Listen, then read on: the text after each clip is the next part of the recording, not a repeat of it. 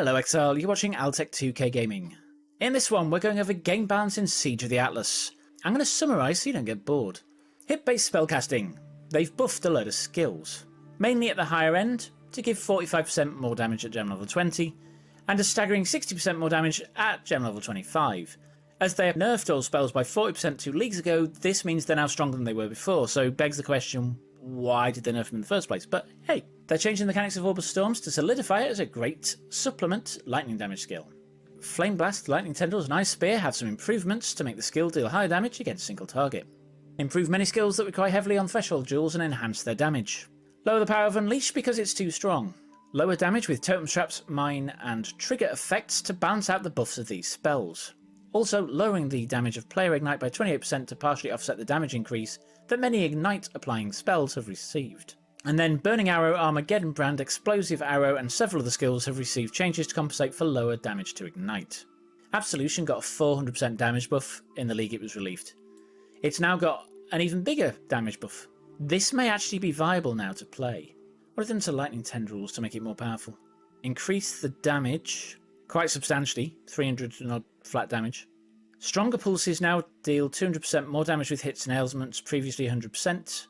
Now has damage effectiveness of 100%, previously 65. Stormburst, I used to play this, it was pretty strong and then they killed it. And now it's moderate buff, probably not enough. And they've changed a load of support to deal less damage to compensate for the spells increased. Triggers have a major hit, 0.1 of a second increase to cooldown, up to quarter of a second. They've buffed some totems and trap skills to offset the support nerfs. Cast speed changes to runic daggers, threshold changes, and then these are the changes to Armageddon Brand, which I was a bit worried about. Now deals 69 to 104 fire damage at level 1, previously 46 to 69, up to 924 to 1386 at gem level 20. Now activates every 1.5 seconds, attached previously once. Wow, that is... I really don't like that. That's horrible. That's going to feel so bad now. Certainly not worth leveling with. Now, one thing I haven't seen in any of these is Poisonous Concoction, which is good because I just released a build guide. And I really didn't want it to be nerfed because it's a pretty good build. You should check it out. Link in the top right hand corner. Hit-based bow attacks require a reasonable amount of investment to reach competitive levels of damage. Builds that want to achieve this must utilise Critical Strike, and many skills can't sufficiently invest in the mechanic without sacrificing defensive options. This is very true. Bow builds have felt terrible in every league I've played recently. Almost to the extent that they're useless, with the exception of the Chaos ones. They're still pretty strong. Everything else, pants. What are they doing? Improving the damage of bows in general, with some types getting 50% more base damage. 50% more damage is good. They've improved the mastery options of bow passive skills. Reworked quiver progression with quiver types that provide a diverse set of useful implicits. Greatly improved add physical damage modifiers on quivers. Elemental damage with attacks is no more, instead increased damage with bow skills. That's everything, so that will increase physical and chaos damage. Bleed bows could be strong again. They've taken the +1 arrow prefix off influence quivers and put it in the general pool, so all quivers can now get +1 to arrow prefix. And an extra tier of attack speed and accuracy. Have they actually changed any bow skills? No. 2 new masteries are increased, and reduction to arrow speed also applies to damage with bows.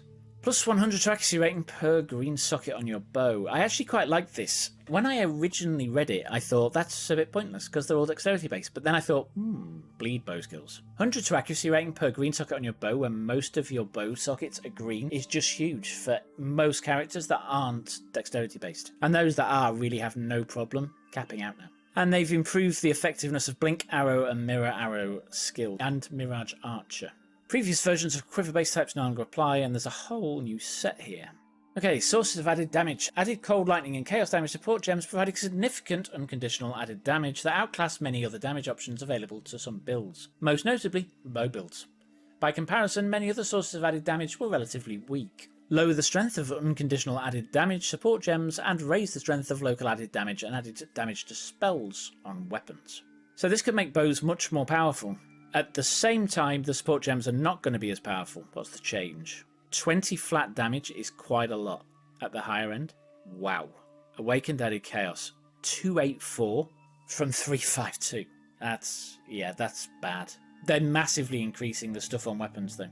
And these, because all bows are now going to use two-handed weapon modifiers instead of their own bows are going to be really powerful if you can craft the right bow now. And also, it may change what you craft on bows quite substantially.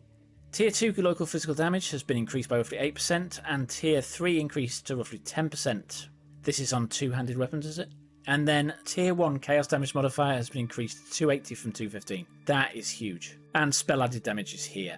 Armageddon Brand has really annoyed me. That just sounds so bad now. Okay, Hydrosphere. It was broken. They've put a cooldown on it 1 second. Okay, marks. They've improved them.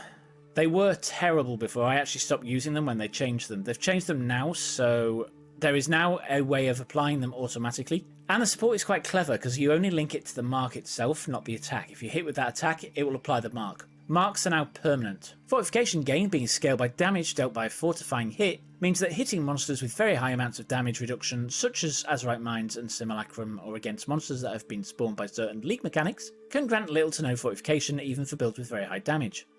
Fortification generation now ignores the target's damage reduction. Big buff to fortification. They should have really thought about that before they released it. Detonate Dead builds can gain significantly more damage off mobs, basically. They're changing Desecrate to have a fixed, much lower chance to spawn a Spectre Corpse.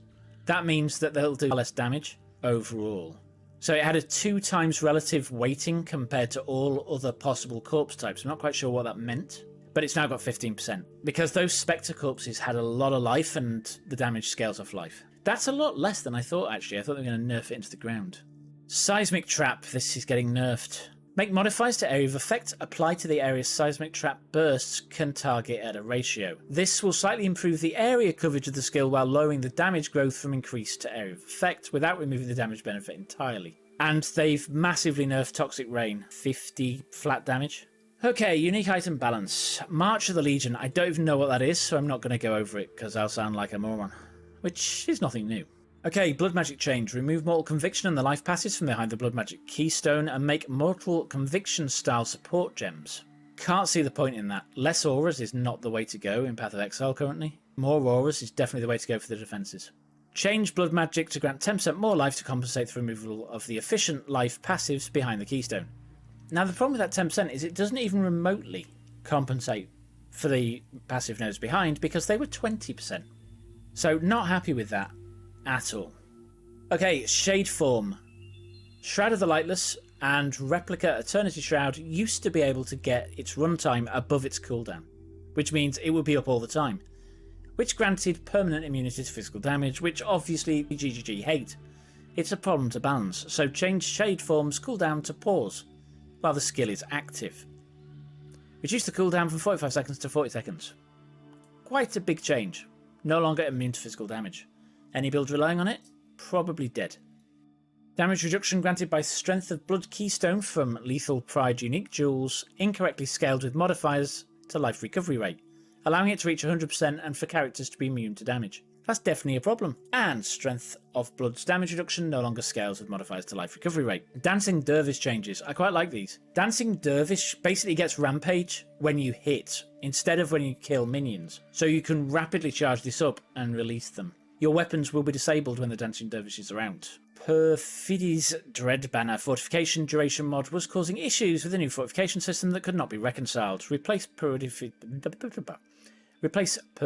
Dread Banner mod. It basically gives you +2 to 4 to maximum fortification instead of the 100 to 200% increased fortification duration.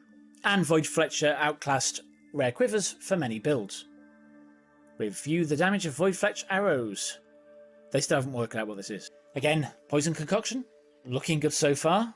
Keeping fingers crossed. And with that, thank you for watching, and I'll catch you next time.